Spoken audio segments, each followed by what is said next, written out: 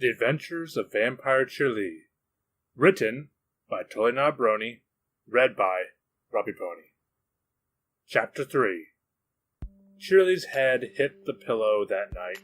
The day had started early in the morning, with her waking up in the forest next to a slaughtered rabbit. Aside from that, it had seemed like a pretty normal day. She closed her eyes, praying for sleep. The less time she spent with her thoughts, the better. There was a faint twinge of hunger down deep inside her. Cheerilee squeezed her eyelids shut. No, I'm going to sleep. It was not the driving bloodlust that she had felt the previous night, however. It seemed that a bunny full of blood was enough sustenance for 2 days. That didn't make any sense from a calorie standpoint, though. If anything, Cheerilee felt more awake and alert, yet was consuming less. Twilight had theorized that the blood was broken down into its individual components, and then was magically converted into pure energy. That had set Valiant off on some tangent about nuclear fission, whatever that was. Thinking about the crazy orange pony infuriated Cheerilee, but that was better than being disgusted with herself. She managed to drift off to sleep. The alarm clock functioned as intended, and the school teacher rolled out of bed. Since she no longer needed to eat breakfast or to pack a lunch, her wake-up times had been drifting later and later. She could no longer claim to be a morning pony, and it was hard to resist the temptation to grab a few extra minutes of sleep. It was better than being awake with the way her life was going. Despite the situation, Cheerilee preferred the word life. Valiant referred to it instead as undeath, but that was too disturbing to contemplate. The undead did not teach elementary school. Cheerilee collected her things and headed off to work. She arrived before every pony else and began opening window shades and dusting desks. Not that she'd ever given up working with colts and fillies, but she relished the peacefulness of the school when the students were not present. A few motes of dust drifted through the sunshine that was coming in through the windows. Cheerilee would have considered sitting in the warm glow to relax for a while if it wasn't for... She shook her head.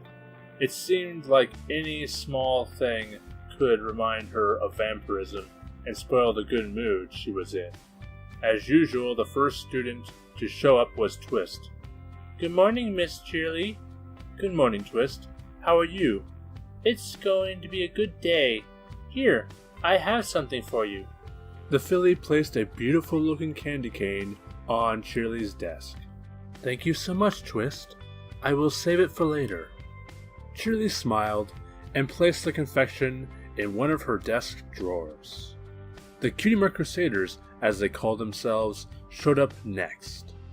Cheerilee was surprised to see them wearing the garments that Valiant had designed. Scootaloo had a shirt that read, "I'm with Stupid," and displayed an arrow that was currently pointing at Apple Bloom.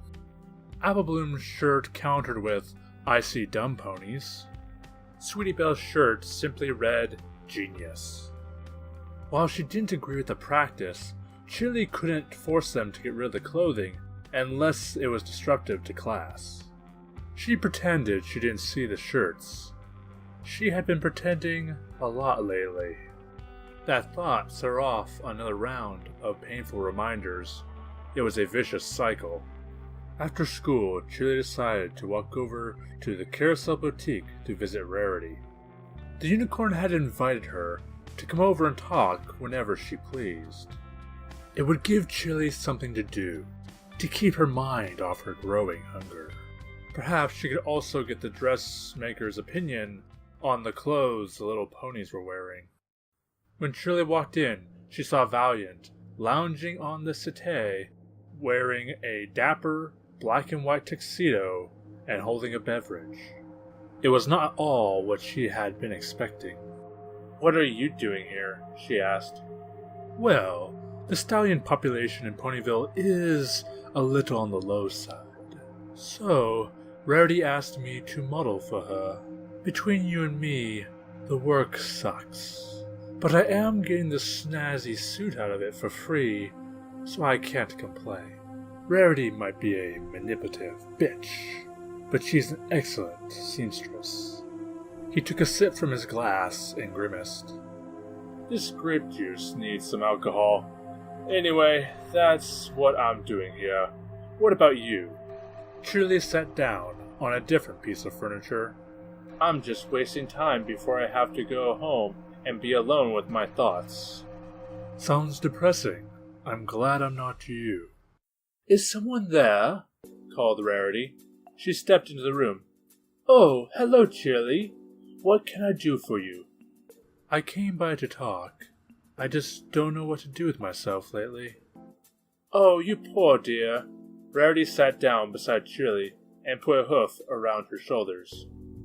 I'm afraid to be social, admitted the teacher.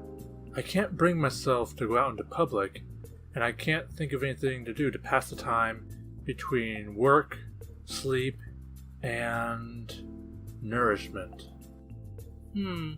It sounds like you could use a hobby, said Rarity. Valiant leaned forward, suddenly interested in the conversation.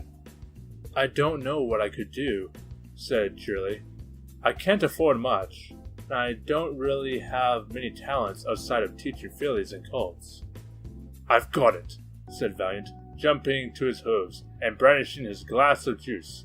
Just imagine this. School teacher by day, vampire slayer by night. Rarity rolled her eyes. I wouldn't wish that job on my enemies, Valiant. You did it for a while, he pointed out.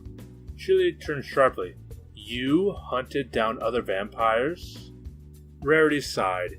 Yes, it was intended as practice before we went after Prince Blueblood. I really don't think I'm qualified, said Cheerilee. Rarity's day job is making dresses, but that didn't hold her back, pointed out Valiant. You've got the killer instinct and the ability already. I don't believe that. Valiant sighed. You're like a quadriplegic with a weapon. The potential is there. It's just not being used. Can we talk about something else? Asked Cheerilee. I was leaving anyway, said Valiant. I promised to take Pinky to the strip club. He walked out. Rarity shook her head. I don't understand why Valiant keeps taking her there. He clearly doesn't seem to enjoy that sort of thing. He doesn't like mares? Cheerilee asked slowly. No, he doesn't like any pony. Rarity shrugged. Getting back to you, though, I really think you could use a hobby. I'll think about it. Cheerilee had never gone searching for anything to do with her life. After she had gotten her cutie mark, everything had been clear. She suddenly could sympathize with the Crusaders.